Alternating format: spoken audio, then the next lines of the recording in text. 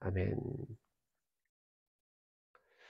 여호수아의 사는 날 동안 가나안을 정복하면서 여호수아가 그 전쟁의 초기에 가나안의 큰 두 왕을 죽였습니다. 그 가나안의 두 큰 왕을 죽인 것만으로도 이 가나안 땅에 하나님께서 큰 새 역사를 시작하는 것을 이스라엘 백성들은 볼 수 있었던 것이죠. 말씀드렸다시피 가나안 땅은 온갖 미신, 온갖 주술, 온갖 우상이 아주 팽배해 있던 그런 땅이었습니다. 왕이 했던 역할 중에서 무당의 역할, 주술사의 역할이 있었다고 했습니다. 그러니 가나안의 두 큰 왕은 얼마나 큰 주술을, 미신을, 무당짓을 했겠습니까? 그런 측면에서 여호수아가 이 가나안을 정복하면서 정말 가나안의 그런 우상의 정벌, 하나님의 그 역사가 시작되는 그 포문을 연 것이라고 할 수 있죠. 그런데 그런 여호수아가 죽고 나서 사람들은 너무나 빨리 가나안 땅에 적응하기 시작했습니다. 이스라엘 백성들은 가나안 땅에서 어떻게 하면 풍요롭게 살 수 있을까? 거기에 모든 관심이 취해져 있었던 것이죠. 그러면서 그 땅의 우상들도 음란하게 섬겼다라는 것입니다. 하나님께서 그들에게 우상을 오히려 취하고 하나님의 언약과 하나님을 버린 이스라엘 백성들에게 하나님 은혜의 손을 거두셨습니다. 그래서 그들에게 하나님의 은혜의 손길이 거두어지자 다시 가나안 땅에 하나님의 빛을 드러내고 가나안 땅의 우상들을 몰아내고 해야 될 그 사람들에게 오히려 다시금 그 가나안 땅에 어둠이 오게 된 것이죠. 그 가나안 땅의 어두움을 몰아내고 이스라엘 백성들을 다시 일으키기 위해서 하나님께서 세우신 사람들이 바로 사사였습니다. 그들은 하나님이 주신 말씀을 붙들었던 사람들입니다. 2장 16절에서 18절의 말씀을 보면 하나님께서 사사들을 세우셔서 노략자의 손에서 그들을 구원하게 하셨다 그랬습니다.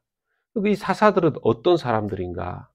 이후에도 보면 쭉 알 수 있지만요. 그 평범한 사람들이었어요. 평범한 사람들이었는데 어떻게 오히려 평범함보다도 더 좀 평범하게 일반 사회 속에서는 못 미치는 사람들일 수도 있죠.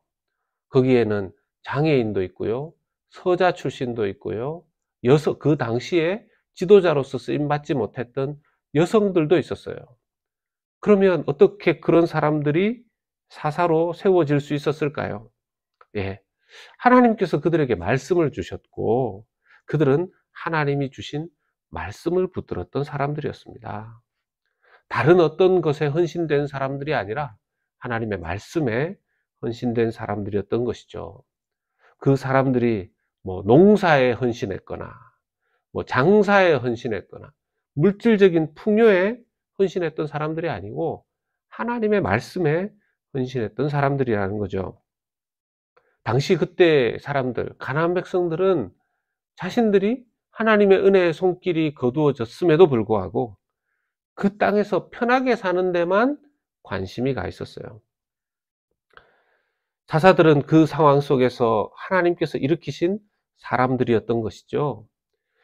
이스라엘 백성들은 하나님께서 광야에서 훈련시키신 것들을 잊어버리고 그 땅에서 그냥 그 사람들이 누리고 있던 절기를 따라서, 계절을 따라서 하고 있던 모든 우상과 미신들을 그대로 따라하고 있었습니다.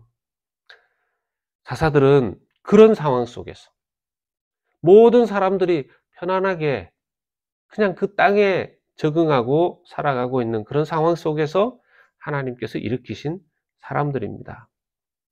사사들은 사실 위대한 장군들이 아니었습니다. 위대한 출신들도 아니었습니다. 어떻게 보면 뭐 이것저것 없이 그냥 믿음만 가지고 있었던 사람들이라고 할 수 있습니다. 근데 문제는 백성들이 처음에는 그 사사들조차 잘 믿어주지 않았던 것이죠.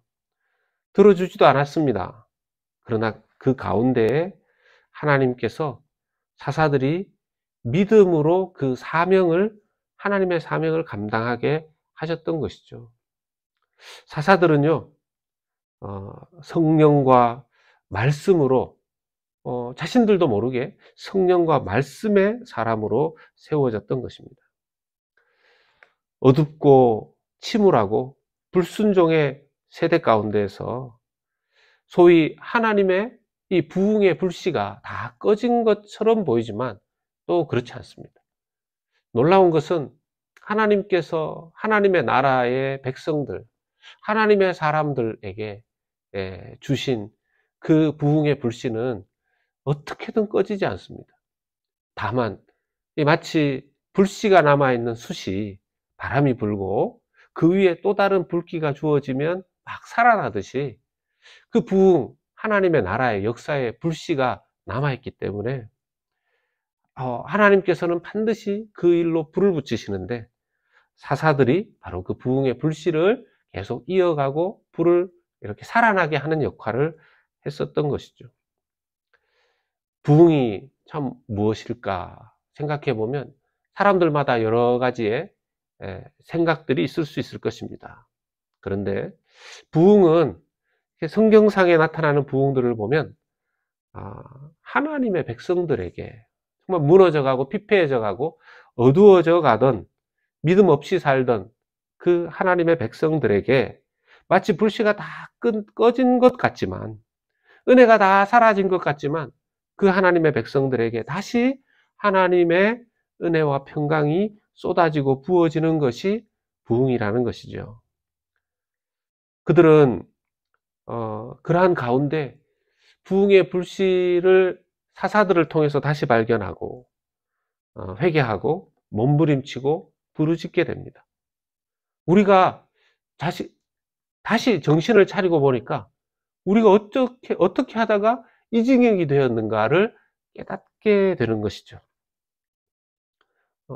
광야에서 이것보다 더 힘들었을 때에도 하나님을 바라보았던 그 믿음이 어디에 가고 그 전보다 훨씬 더 편안하고 움직이지 않아도 되고 그냥 이 땅에 머물러 살아도 되고 하는데도 불구하고 어떻게 이 지경이 되어서 우상 숭배하고 있고 그렇게 되었는가 하며 애통해하고 몸부림칠 때에 하나님 사사들을 세워주셨습니다.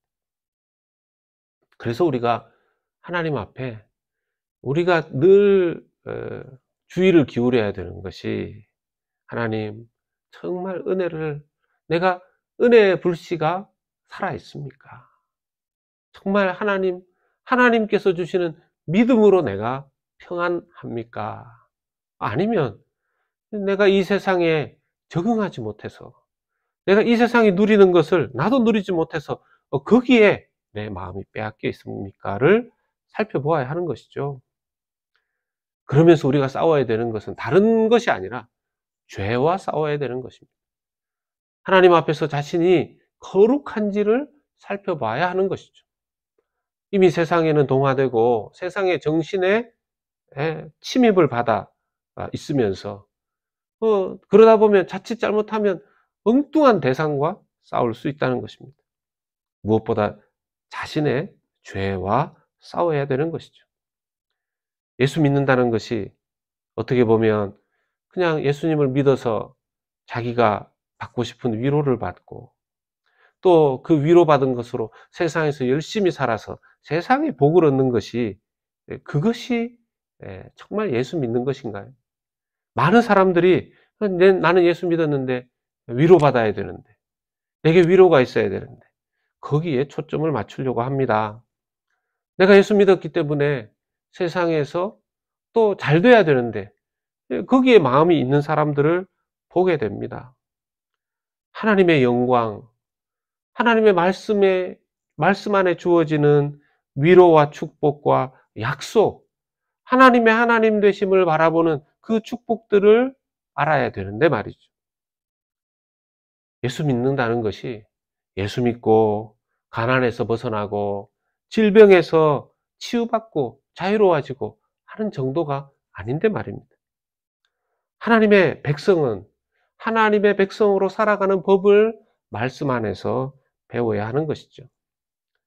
정말 우리에게 필요한 것이 무엇일까요?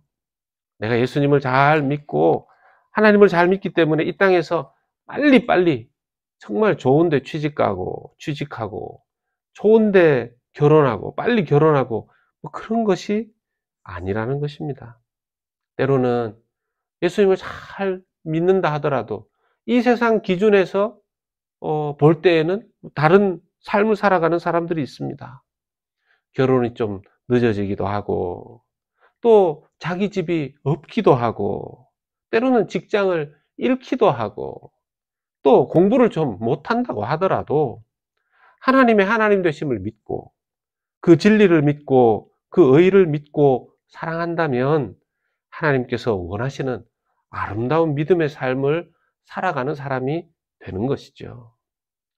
대부분의 사사들을 보면 가난한 사람들도 많았습니다.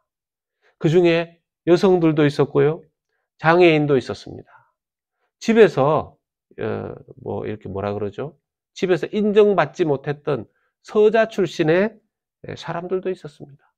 그럼에도 불구하고 그들이 하나님 앞에 귀하게 쓰임 받았던 것이죠.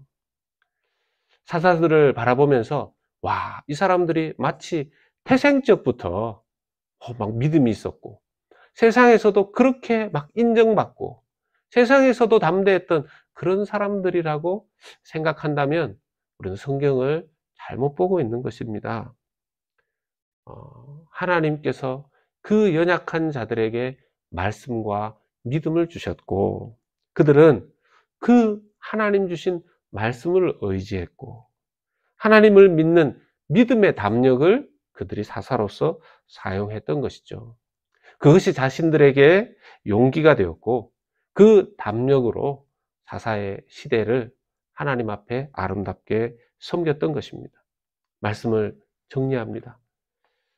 반복되는 이스라엘 백성들의 그 불순종들 속에서 하나님은 부흥의 불씨, 믿음의 불씨, 은혜의 불씨를 꺼뜨리지 않으셨습니다. 한번 하나님께서 부르신 자들은 하나님 그 부르심에 후회가 없다 그랬습니다. 문제는 그 하나님의 백성들이 하나님의 은혜를 알며도 불구하고 어느덧 이 세상에 자신도 모르게 취해버리는 것이 정말 우리가 주의해야 되는 것들이라는 것이죠. 하나님 앞에 믿음을 회복하는, 믿음으로 다시 돌아가는, 은혜로 다시 돌아가는 하나님께서만 주시는 그 평강을 성령 안에서 다시 우리 개인의 부흥에서부터 시작되어 온 공동체가 하나님의 부흥을 그 은혜를 맛보는 역사가 우리 모두에게 있을 수 있기를 예수 그리스도 이름으로 축원합니다.